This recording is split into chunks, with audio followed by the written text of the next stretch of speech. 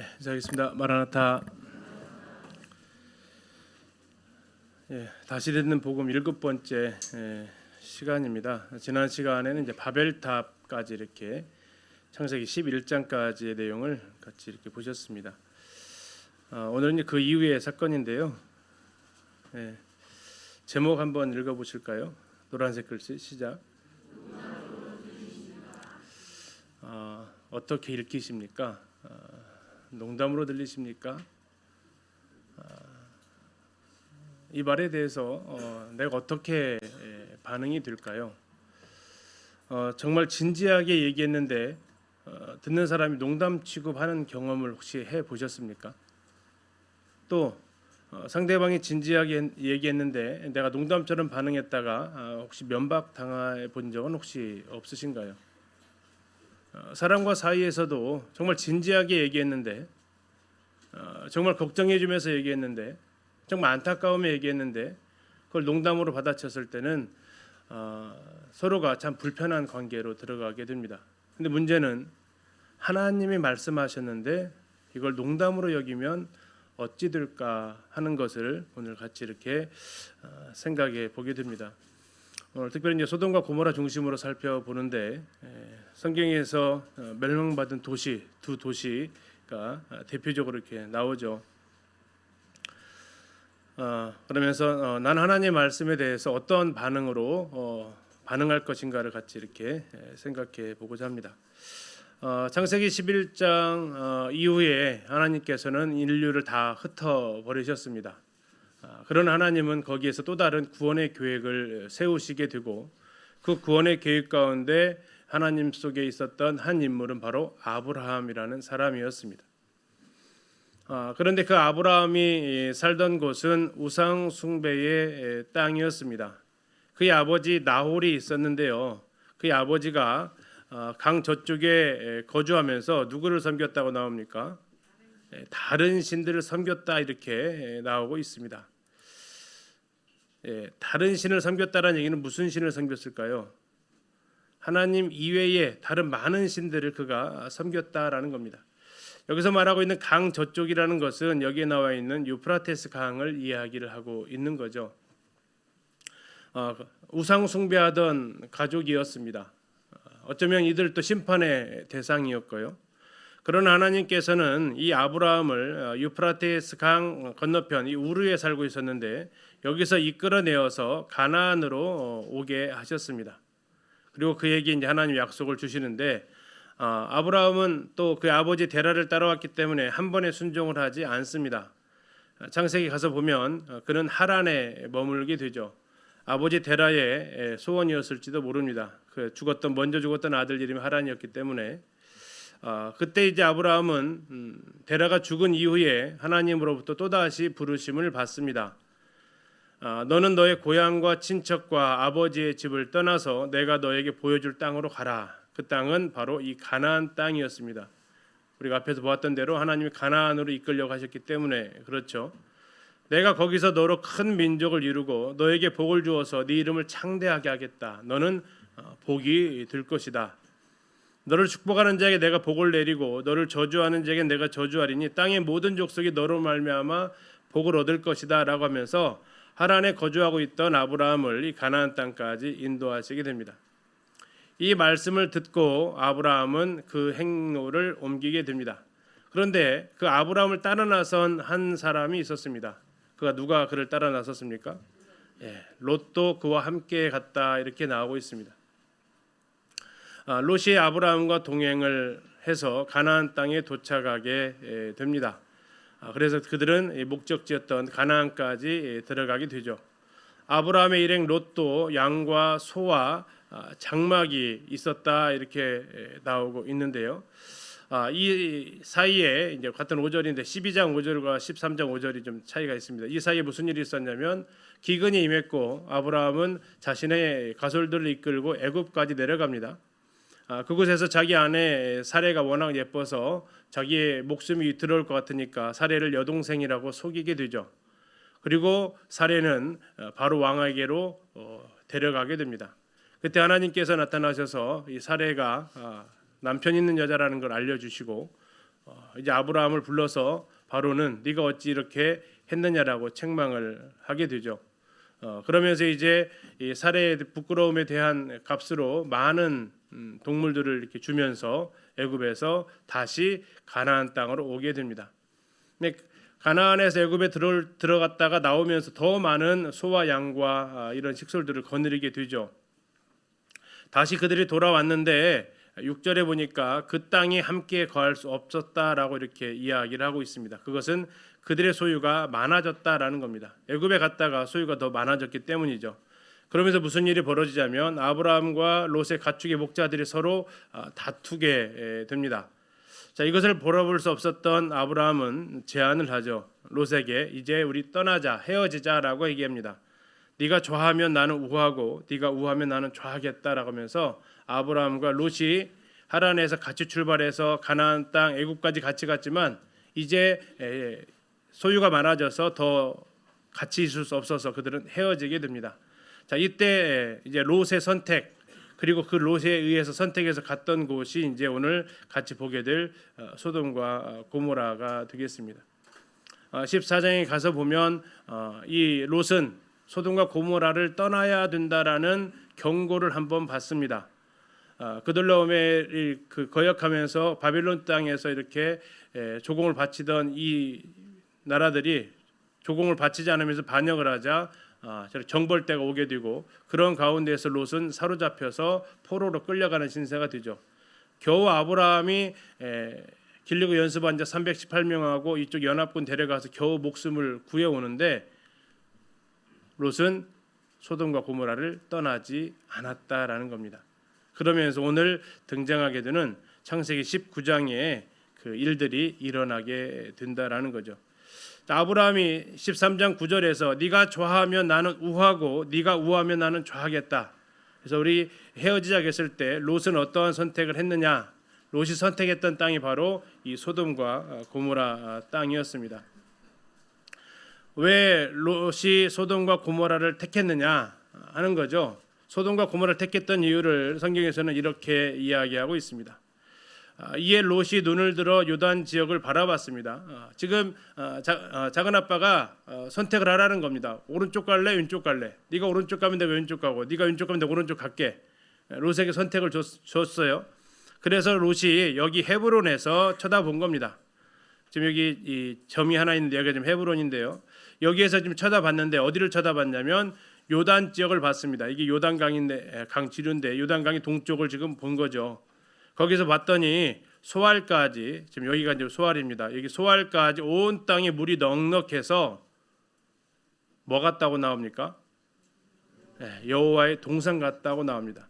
자, 소알인데요. 지금도 소알은 이렇게 생겼습니다. 사막 지역인데도 불구하고 이 소알은 지금도 이렇게 풍요로운 도시입니다.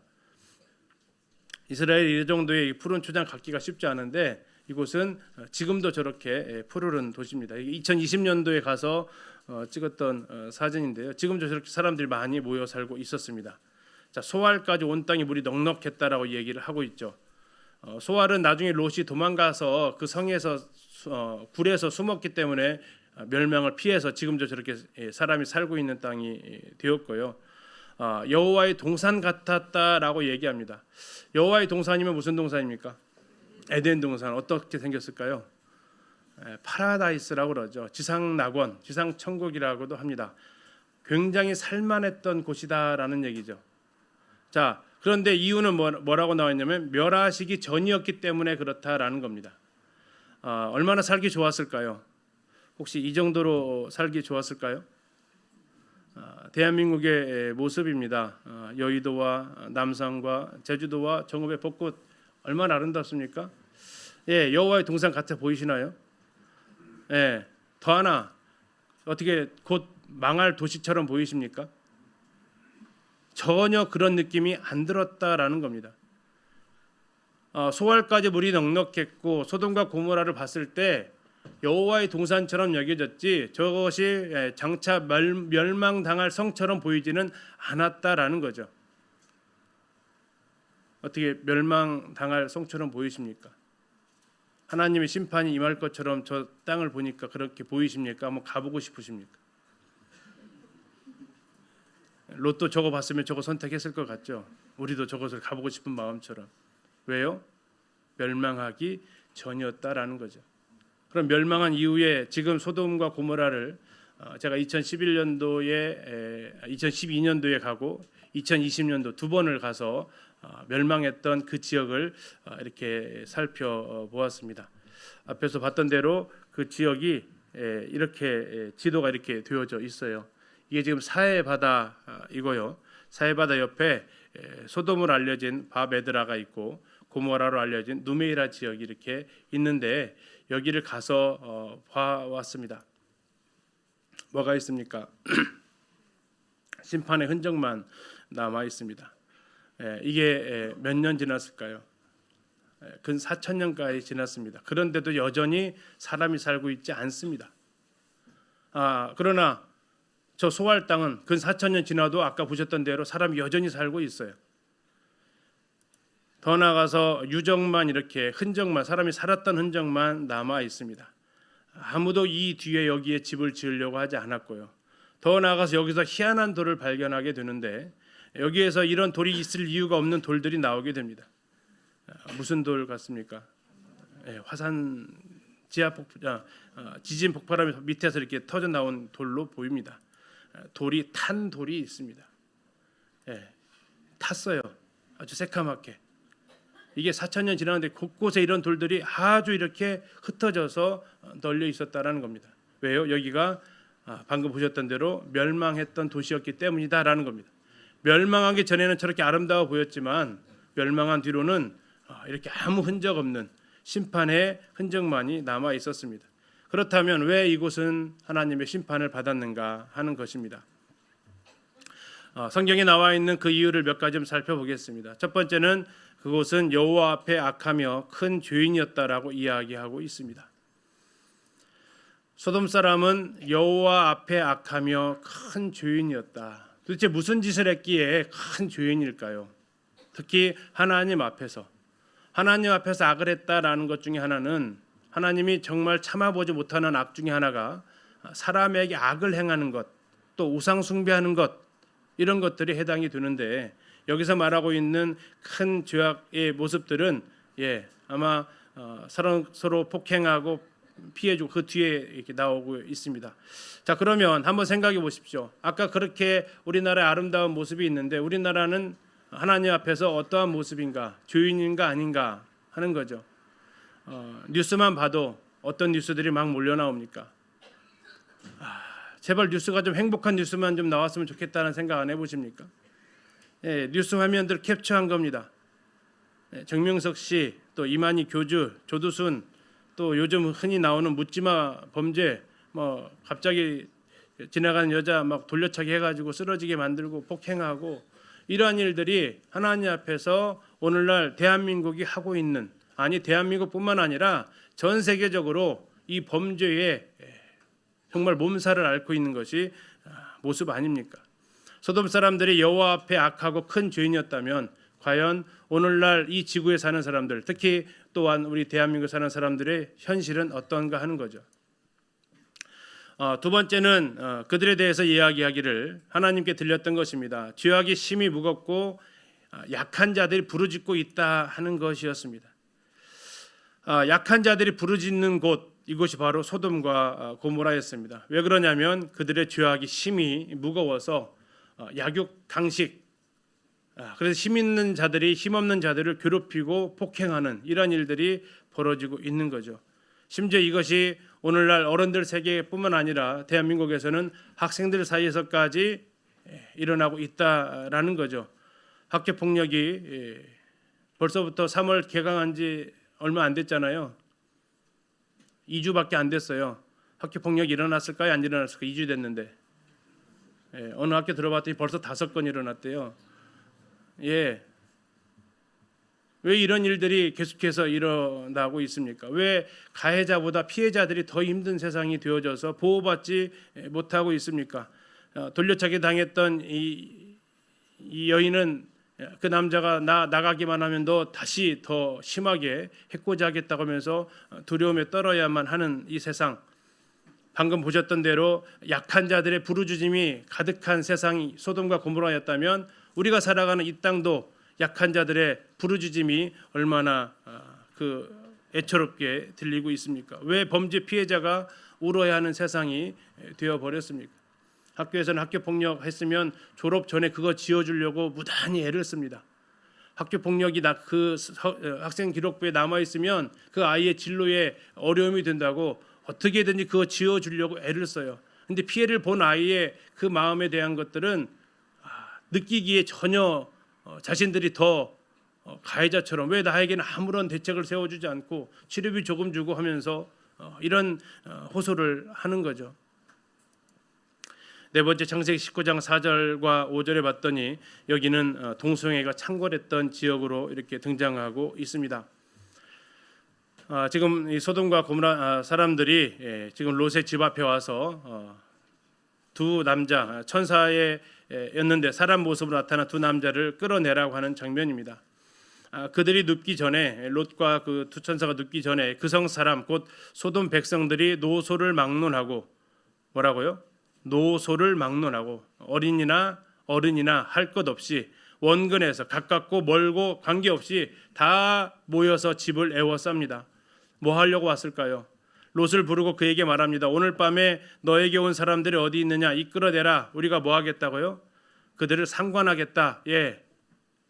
성폭행하겠다라는 겁니다. 누가요? 남자들이 남자를 성폭행하겠다라는 거죠. 어디 사람들이라고요? 소돔 사람들이라고요.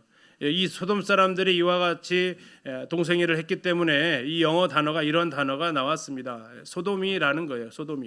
소돔이가 뭡니까? 남색하는 사람들, 학문 선교하는 사람들입니다. 또 이런 단어도 나왔습니다. 소도마이트면서 소돔 사람인데 남색하는 사람들, 동성애하는 사람들이라는 의미를 말하고 있죠. 이게 누가 이렇게 동성애를 했다고요? 노소를 막론하고 했다고요. 상관하겠다라고 이야기를 하는 겁니다. 이것은 더 크게 얘기하지 않아도 아실 것입니다. 조금 있으면 봄이 되죠. 봄이 되면 이 축제들을 할 것 같습니다. 무슨 축제일까요? 이런 축제를 하겠죠. 아마 전주시청 앞에서 또 하려고 하겠죠.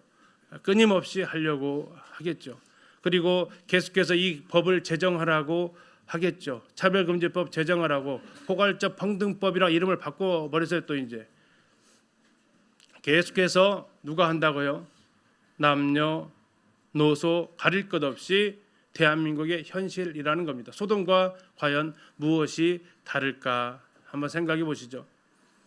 다섯 번째로 그들의 죄악은 예레미야에서 책망하고 있습니다. 예루살렘의 죄악을 보면서 하나님께서는 소돔과 고모라의 심판을 보면서도 너희들 조상들 소돔과 고모라가 하나님 앞에 죄를 지어서 심판받는 것을 보았으면서도 들었으면서도 왜 너희들이 그와 같은 일을 하냐고 책망하실 때 이 소돔의 예를 들으시면서 이렇게 말씀하십니다. 내가 예루살렘 선지자들 가운데도 가증한 일을 보았노니 그들은 뭐 했습니까? 간음을 행하며 거짓을 말하며 악을 행하는 자의 손을 강하게 하여 사람으로 그 악에서 돌이킴이 없게 했다. 그들은 다 내 앞에서 소돔과 다름이 없고 그 주민은 고모라와 다름이 없다. 그들이 간음을 행하고 거짓을 행하고 악을 행했다라고 얘기하고 있습니다. 그들이 동성애만 한 것이 아니라 그들이 뭣도 했다는 얘기입니까? 간음죄도 범했다라는 겁니다. 간음이 뭡니까? 결혼관계 이외에서 하는 모든 성적인 행동들, 음행이라고도 하고 간음이라고도 하죠. 이런 일들을 그들이 행했다라는 겁니다. 우리나라는 어떤가요? 우리나라는 간음을 행하는 나라입니까? 아닌 나라입니까? 아니, 간음이 법적으로 허용이 됩니까? 안 됩니까? 아십니까? 간통죄가 폐지됐다는 사실을? 언제 폐지됐습니까? 한참 됐습니다.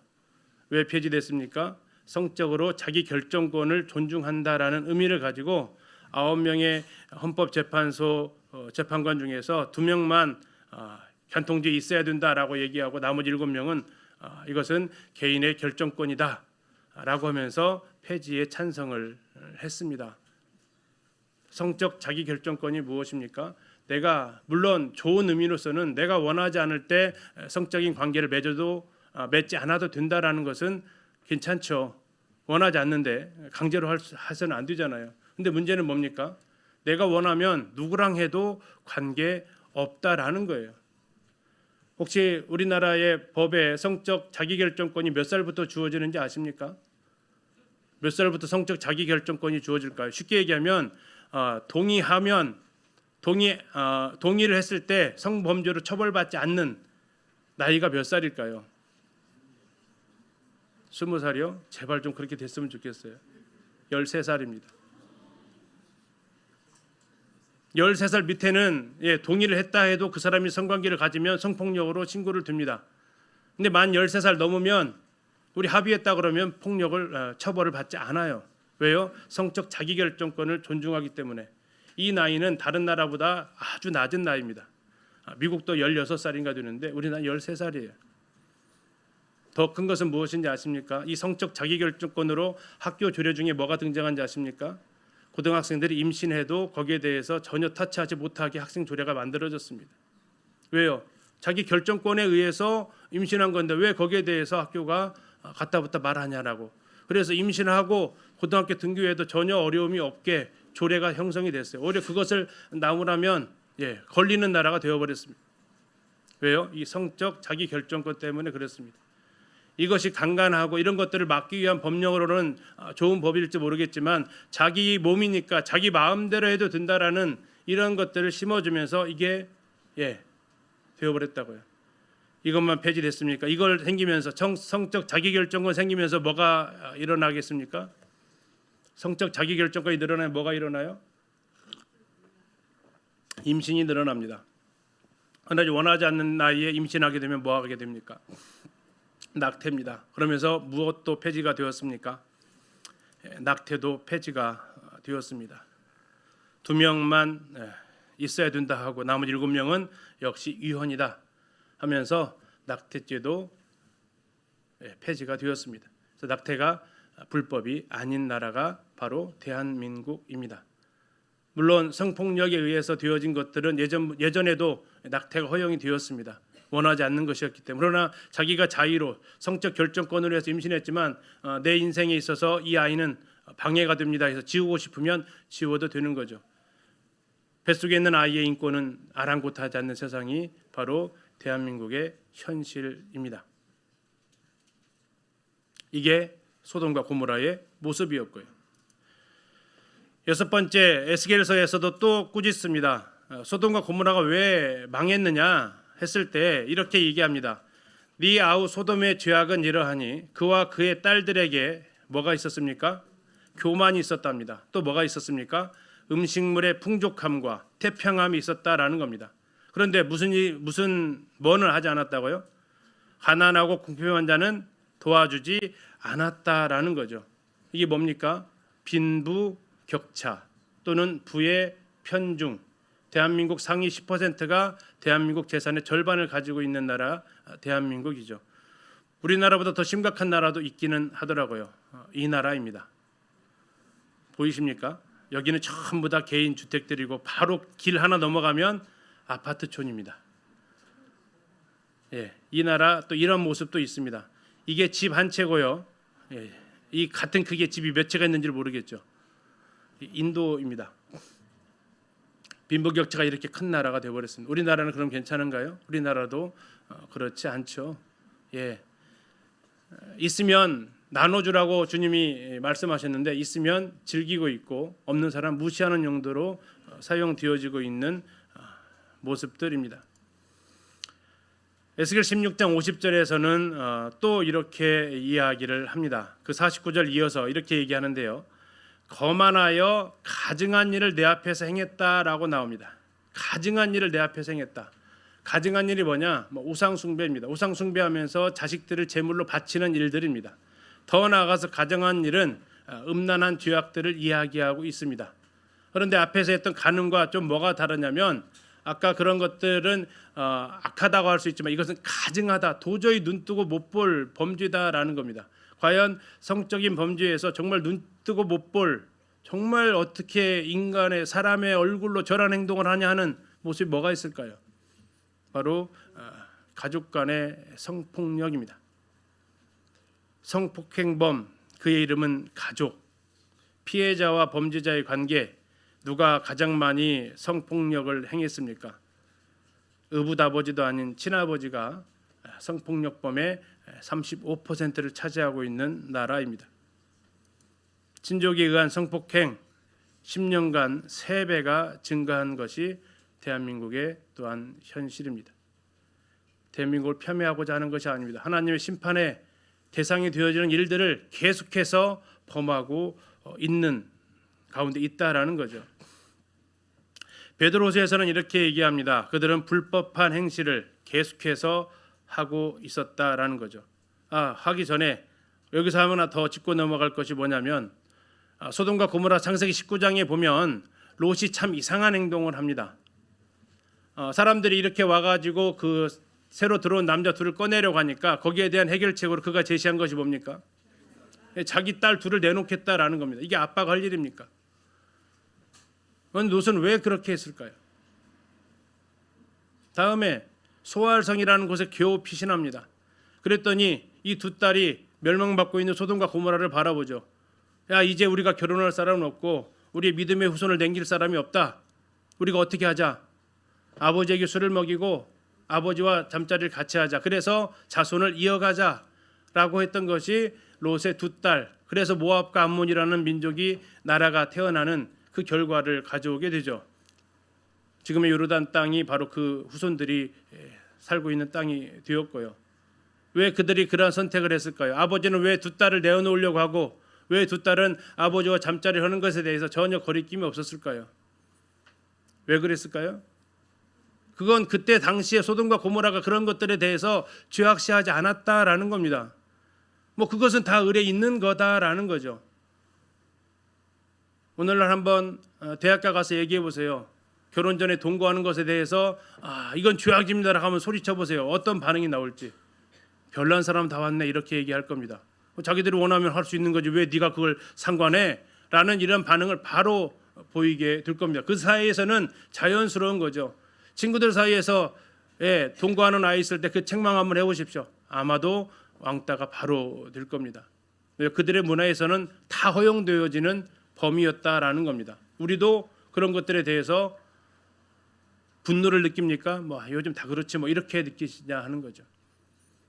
텔레비전에 나오는 아내에 있는 남편들 불륜하고 남편 있는 아내들 다 불륜하는 모습들 보면서 어떻게 느끼세요? 재밌으세요? 화가 나야 정상 아닙니까? 아니 채널을 꺼버려야 정상 아니에요? 저런 드라마가 있으면서. 그런데 어떻게 하고 있습니까? 재밌다고 그 앞에서 같이 박자를 쳐주고 있다라는 건 어떻게 우리가 해석할 수 있을까요? 드라마도 가려서 봐야죠. 죄를 미워하는데 왜 죄를 아름답게 포장하는 곳에 왜 우리가 그 앞에서 그들을 응원해 줘야 됩니까?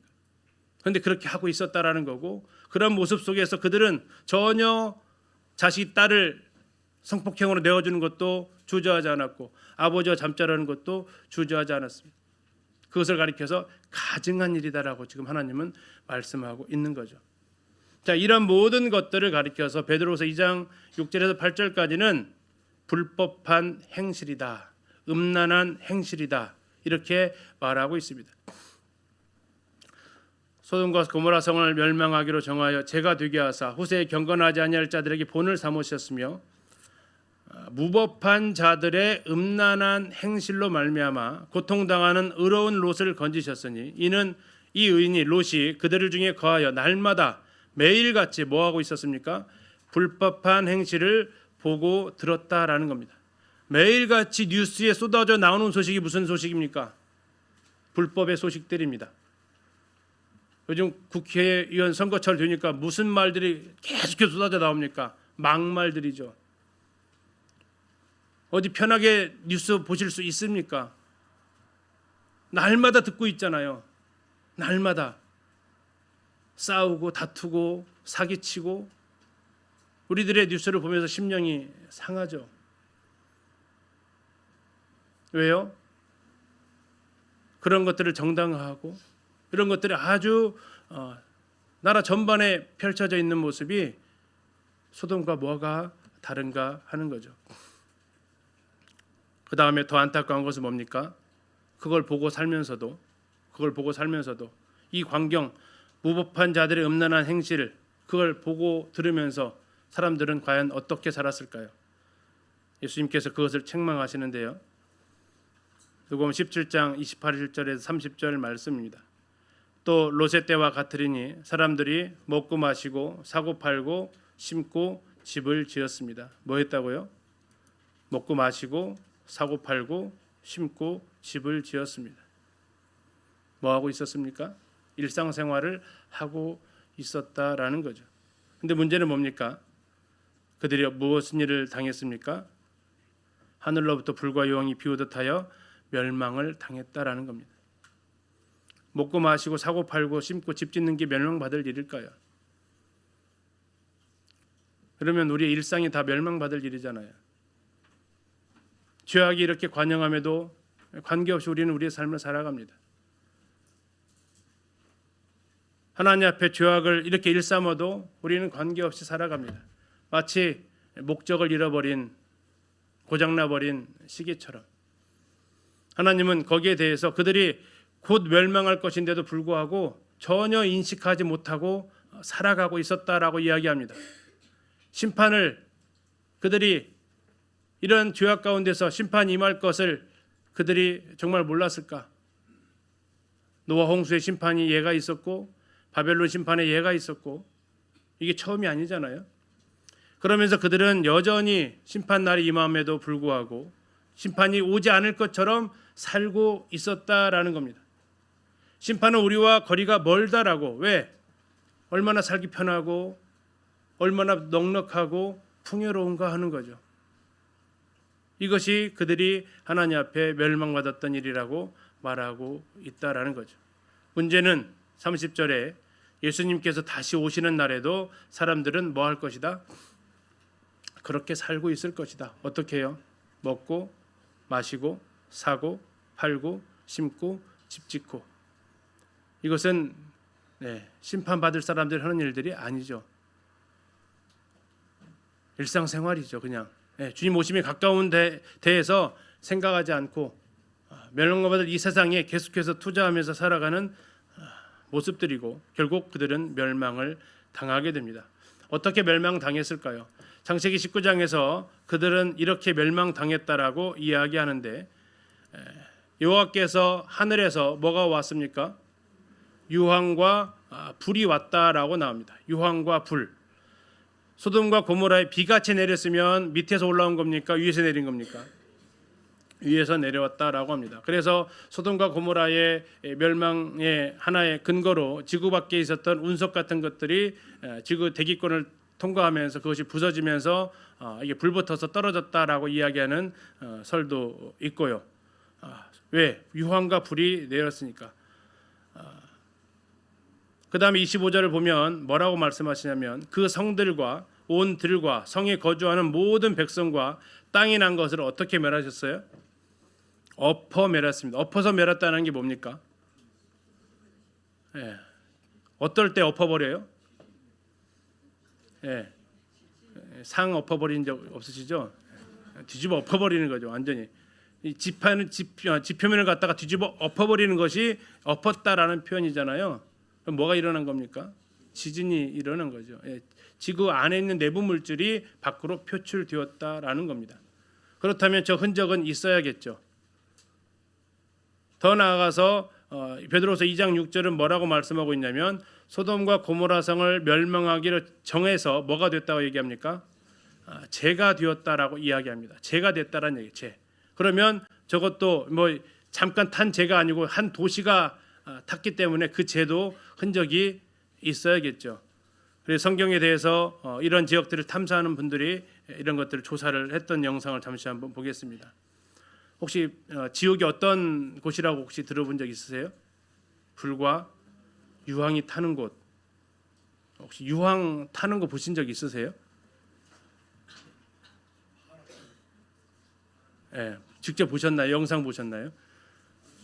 예. 아, 그러셔요. 한번 그 장면까지도 한번 보실 수 있겠습니다.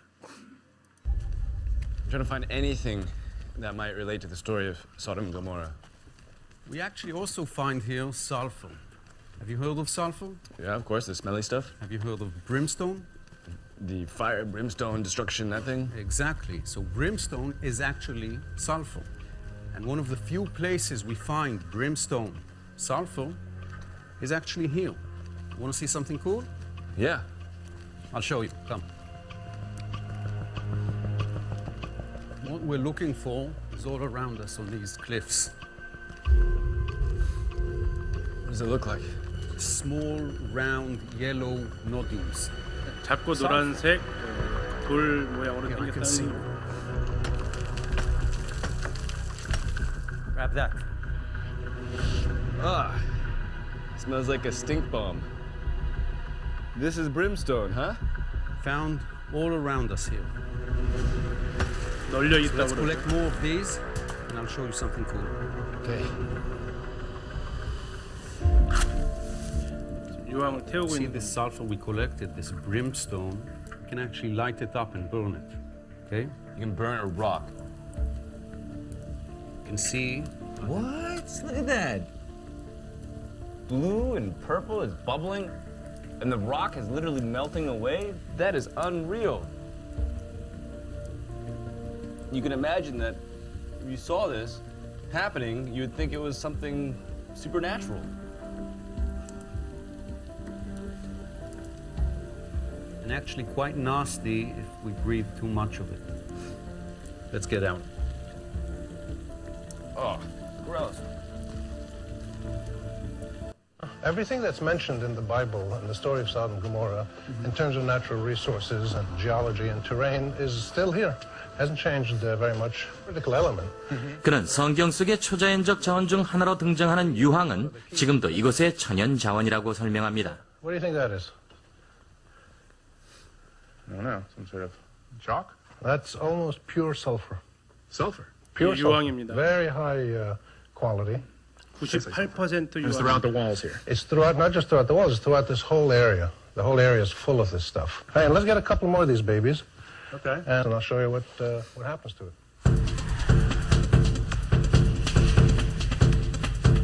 Pick it up. Let me show you. You know what happens to sulfur when you light it? Well, it lights. Catches fire. Whoa. Burning sulfur, otherwise known as brimstone.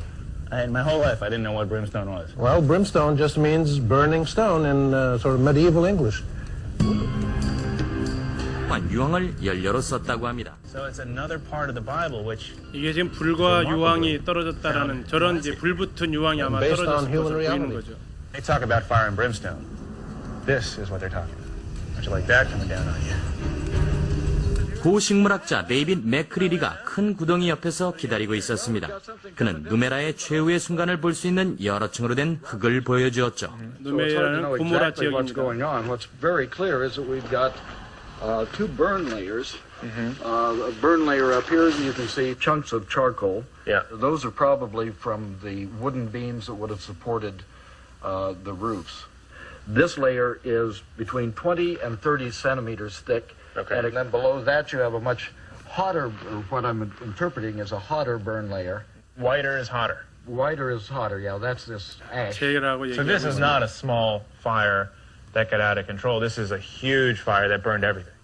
It certainly shows up in every part of the city that we've excavated so far. And that would mean that this whole city was consumed in fire. 예, 주님 말씀하셨던 대로 돌들이 말하고 있지 않습니까? 이런 유적들, 유물들이 심판의 모습을 말하고 있지 않습니까? 이렇게 그들은 멸망했다라는 겁니다. 그러면 정말 이들이 멸망했던 더 근본적인 이유가 있습니다. 왜 그들은 멸망을 당했을까요? 이 멸망에서 겨우 살아난 한 여인이 있습니다. 그 여인은 롯의 아내였죠. 그러나 경고를 무시했습니다. 자, 천사가 분명히 뭐라고 얘기했습니까? 절대 뭐하지 마라? 뒤를 돌아보지 마라. 절대 뒤를 돌아보지 마라 라고 했습니다. 그런데 롯의 아내는 어떻게 했습니까? 뒤를 돌아보았습니다. 천사들의 경고를 무엇으로 여겼습니까? 농담으로 들렸습니다. 롯에한테 묻고 싶은 질문이죠. 롯의 아내요, 농담으로 들리십니까? 지금 저렇게 불타고 있는 곳을 빠져나왔음에도 그 경고가 농담으로 들리십니까? 롯의 아내는 뒤를 돌아 보았으므로 소금 기둥이 되었더라. 요르단 땅에 가면 롯의 아내라고 이름 지어진 바위입니다. 네, 우리나라 뭐 망구석처럼 저렇게 소돔을 바라보면서 서 있는 하나의 돌이 있습니다. 겨우 빠져나왔는데 돌아보면서 결국 소금 기둥으로 영원한 부끄러움을 당하게 되는 거죠. 그녀뿐이 아니었습니다. 또한 사람들이 있었습니다. 그들에게도 기회가 주어졌습니다. 그런데 그들도 역시 거기에서 심판을 받게 됩니다. 그들은 누굽니까? 롯의 사위들이었습니다. 경고를 받았는데 농담으로 여겼다라는 겁니다. 롯이 나가서 그 딸들과 결혼할 사위들 가서 말합니다. 여호와께서 이 성을 멸하실 터이니 너희는 일어나 이곳에서 떠나라 하되 뭐라고 했다고요? 아이, 장인들은 그런 농담하지 마세요. 아니, 보세요, 얼마나 평화롭고 살만하고 즐겁고. 농담으로 여겼더라. 어쩌면 그들이 그렇게 불법한 행실을 했더라도, 그들이 약한 자를 괴롭혔더라도 정말 이 마지막 경고에 나와야 된다, 이 성이 멸망한다, 여기 있으면 죽는다, 나와야 된다라는 이 경고에 어떻게 했다면요?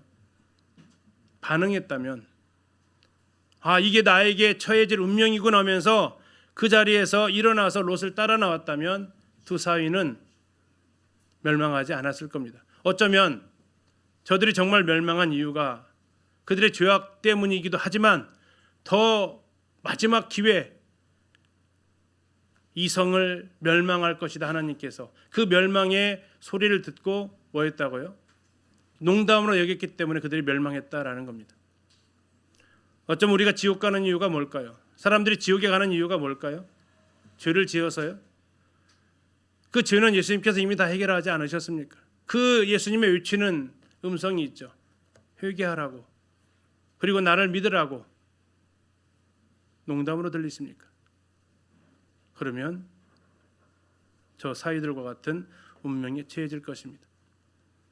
지난주에도 말씀 마무리하면서 언급됐던 말씀인데요. 다시 한번 우리가 기억해 봅니다. 이제 하늘과 땅은 그 동일한 말씀으로 불사르기 위하여 보호하신 바 되어 경건하지 아니한 사람들의 심판과 멸망의 날까지 뭐 했다고요? 보존하고 있을 뿐이다라는 거예요. 잠시 두고 있다라는 겁니다. 뭐 하기 위한 겁니까? 불사르기 위해서 잠깐 지금 놔두고 있다라는 겁니다. 그러면 앞으로 무슨 일이 벌어진다고요? 이것이 불살라질 거라는 겁니다. 노아 홍수 때는 물로 심판당했다면 이 세상은 그 불로 심판당할 겁니다. 그리고 불로 어떻게 심판당하는지를 하나의 작은 예로서 소돔과 고모라의 그 심판을 통해서 불과 유황이 쏟아질 것을, 쏟아져서 멸망한 그 성을 보여주셨단 말이에요. 경건하지 아니한 자들의 본보기로 주님께서 해주셨는데 그걸 보고도 어때요? 내가 구원 받았는지 안 받았는지에 대해서 점검하려는 생각도 안 하고, 내가 정말 죽어서 하나님 나라에 갈 수 있을지에 대해서 확신도 왔다 갔다 하고, 그럼에도 불구하고 여기에 대해서 내가 반응하지 않는다면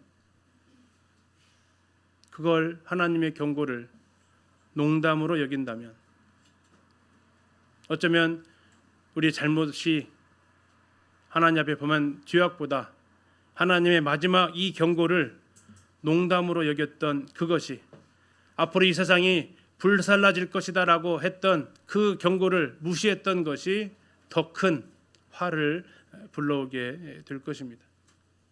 이제 복음 집회 3주도 남지 않았습니다. 영혼들을 위해서도 우리는 복음을 전해야겠죠. 그러나 한 번 더 할 것은 우리의 영혼의 상태를 다시 한번 점검해야 된다라는 겁니다. 왜요? 얼마 남지 않았다라는 겁니다. 소돔의 모습과 오늘날 대한민국의 모습이 뭐가 다릅니까? 더 악하면 악해졌지, 더 나아진 것이 무엇이 있습니까? 그 세상은 불사를 것이라고 하나님 분명하게 경고하셨습니다. 아니, 성경을 모르는 일반 과학자들도 경고하고 있다고요. 러시아의 핵 생화학 무기가 되면서 2023년에 되면서 지구 종말 시계가 가장 가까워졌어요. 몇 초 남았다고 나와요? 90초 남았답니다. 이거 성경학자들이 말하는 얘기 아니에요. 누가 얘기하는 겁니까? 일본 과학자들이, 환경론자들이 이야기하는 거라고요. 90초 남았대요. 하나님 오죽하면 이런 사람들을 통해서라도 자꾸 말씀을 하실까요? 뭐라고요? 곧 망할 성이다. 장망성, 장차 망할 성이다. 뭐가요? 이 땅이. 그런데 혹 나는 저 롯의 아내처럼 여전히 미련두고 자꾸 뒤돌아보진 않은가요? 망할 성이라고? 망할 성이라고? 진짜 그럴까 하면서. 아니면 롯의 사위들처럼 아이, 그런 일 어딨어. 내 생전에는 그런 일 없어. 하면서 안이하게 대처하실 것인가요? 복음 집회는 구도자들만 듣는 시간이 결코 아닙니다. 구원받았다고 하는 우리도 너희가 믿음에 있는가 너희 스스로 확증해야 됩니다. 뭘로 확증할 수 있습니까? 하나님 말씀을 통해서 확증하는 시간이죠. 나뿐만 아니라 우리 가족들 다시 한번 점검하셔야 되고요. 예. 그리고 내가 정말 확증했다면 영혼들 데리고 오셔야 되고요. 분명 그들 중에는 농담으로 여기는 사람이 있을 것입니다. 아이, 다음에 갈게. 뭐 나만 만나면 왜 그래? 그 얘기밖에 안 하냐? 그럴 수 있겠죠. 네. 그렇다 하더라도 우리가 정말로 이것이 멸망받을 것이라는 걸 안다면 우리는 정말 이것을 농담으로 여기지 않는다면 우리는 거기에 대해서 반응을 해야 한다라는 거죠. 소돔과 고모라가 하나님 앞에서 심판받았듯이 하나님 말씀에 이 땅은, 이 지구는 심판받을 땅이라고 말씀하고 있습니다. 나는 정말 그렇게 믿을까? 그리고 정말 이 땅이 심판받을 땅이라 믿는다면 나는 어떻게 살까? 그럼에도 불구하고 하나님이 이렇게 경고하셨음에도 불구하고 우리가 또 어떻게 살아가요? 먹고 마시고 심고 집 짓고 팔고. 그러면 이게 뭐라고요? 농담으로 얘기했다는 얘기예요. 농담. 의사들이 병원에 진료하러 가서 앞으로 3개월간 탄산음료 드시지 마세요 했다면 갔다 오셔서 어떻게 하실래요? 드세요? 안 드세요? 안 드실 거요. 뉴스에서 아나운서가 지금 시중에 판매되는 것들을 그 어떤 음식에 몸에 해로운 물질이 있습니다. 그거 드시면 안 됩니다라고 방송하면 나는 마트에서 그 물건이 눈에 봤을 때 어떻게 할까요? 와, 안 팔려서 그런가 싸게 파네. 사올까요? 그건 농담으로 여긴 거죠. 텔레비전 뉴스에서 나오는 말을. 그걸 사실로 받아들이면요. 안 사는 거죠. 하나님 말씀하신다라는 거예요. 이 성 멸망할 거야. 이 지구 불타 없어질 거야. 근데 우리는 정말 그걸 농담으로 여기는지 진담으로 여기는지 그거 알면서도 또다시 돌아가서 그냥 일상생활처럼 먹고 마시고 집 짓고 하는 것이 내 삶의 목적인 것처럼 살아가고 있다라면 나는 지금 농담으로 여기고 있다. 우리 다시 한번 복음 집회 앞에서 내 영혼을 점검하고 내가 뭐 침례 받았으니까 난 구원 가는 거지. 보통 재밌는 조사 중에 하나가 구원 안 받으신 분일수록 자신의 구원에 대해서 의심해 본 적이 없대요. 좀 이상하지 않으세요? 내가 구원받은 거에 대해서 한 번도 의심해 본 적이 없다라면 그건 정말 더 점검해 보셔야 될 분이라는 거예요. 구원 받으신 분을 주고 내가 정말 구원받았을까 고민 안 해본 사람이 또 없대요. 그래서 다시 말씀으로 확증하신다라는 거죠.